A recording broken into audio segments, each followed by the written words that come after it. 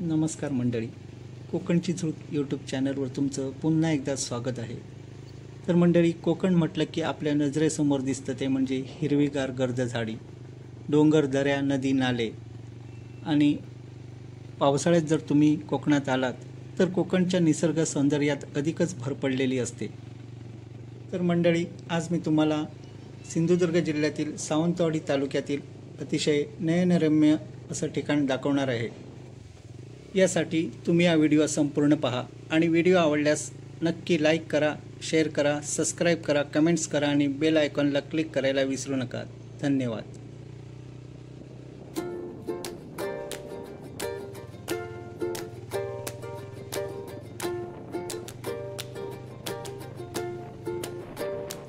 नुकताच पाऊस थोडासा थांबला होता आणि रस्त्यावर सुंदर अशी धुक्याची चादर पसरलेली दिसली. तर नागमोडी वळणांचा रस्ता काढत काढत आम्ही मंदिराच्या गेटपाशी पोचलो.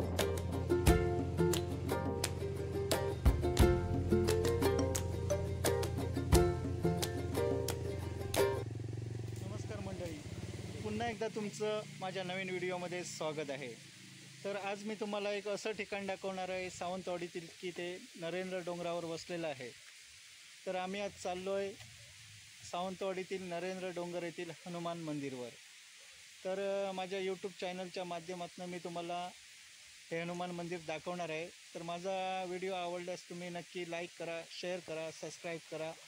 तर मंडळी, सिंधुदुर्ग जिल्ह्याच्या नरेंद्र डोंगरातील कुशीत वसलेले हे सुंदर असं सावंतवाडी शहर. आणि या सावंतवाडी शहरात नरेंद्र डोंगरावर सुंदर असं हे हनुमान मंदिर आहे. तर हनुमान मंदिराच्या मुख्य प्रवेशद्वाराजवळ तुम्ही गेलात तर तुम्हाला डोंगराच्या कुशीतून वाहणारा निर्मळ, स्वच्छ, सुंदर असं झऱ्याचं दर्शन होतं. आणि या झऱ्याच्या पाण्यात खेळण्याचा आमच्या मुलांचा मोह काही आवरला नाही. तर त्यांनी मनमुराद असा हा झऱ्याच्या पाण्यात खेळाचा आनंद लुटला.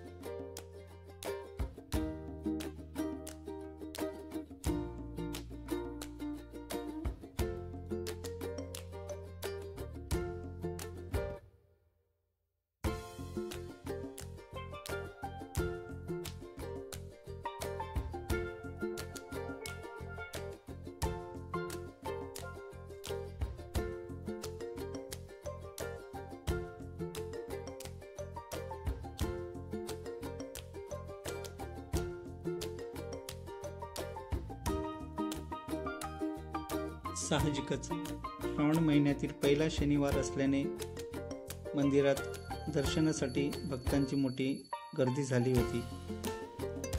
आम्ही सुद्धा भक्तिभावाने हनुमानाचं दर्शन घेऊन पुढे सरकलो.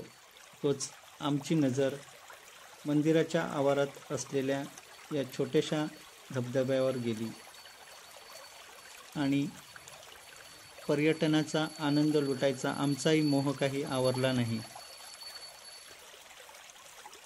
तर मित्रांनो, पावसाळ्यात तुम्ही जर नरेंद्र डोंगरावर हनुमान मंदिरमध्ये आलात तर हा छोटासा सुंदर असा धबधबा पाहायला विसरू नका.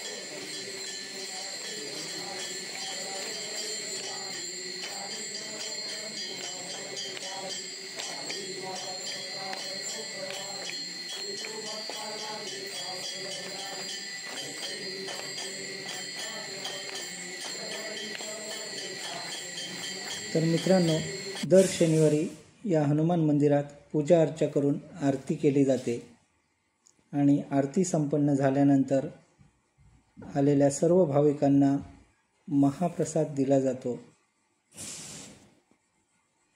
इथल्या महाप्रसादाबद्दल तुम्हाला सांगायचं झालं तर इथलं खास वैशिष्ट्य म्हणजे अत्यंत शिस्तबद्ध पद्धतीने इथे महाप्रसादाचे वाटप केले जाते आणि महाप्रसाद झाल्यानंतर प्रत्येक भाविकाने एक जनसेवा म्हणून स्वतः जेवलेलं ताट स्वतः स्वच्छ धुवून व पुसून पुन्हा उपहारगृहात जमा केलं जातं।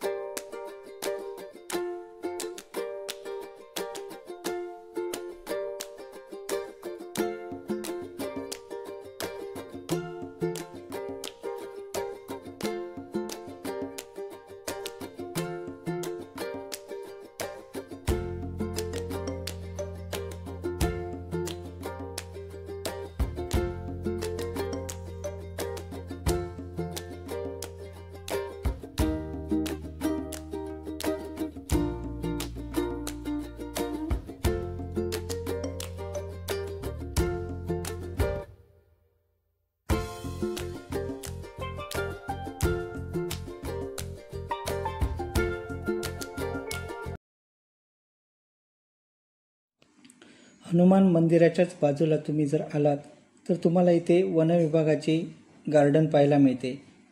जर मित्रांनो तुम्ही इथे आलात तर नक्की या वन विभागाच्या गार्डनला पण तुम्ही भेट देऊ शकताय। अशा प्रकारे या सुंदर अशा पर्यटन स्थळाला भेट देऊन आम्ही आमच्या परतीच्या प्रवासाला सुरुवात केली। धन्यवाद।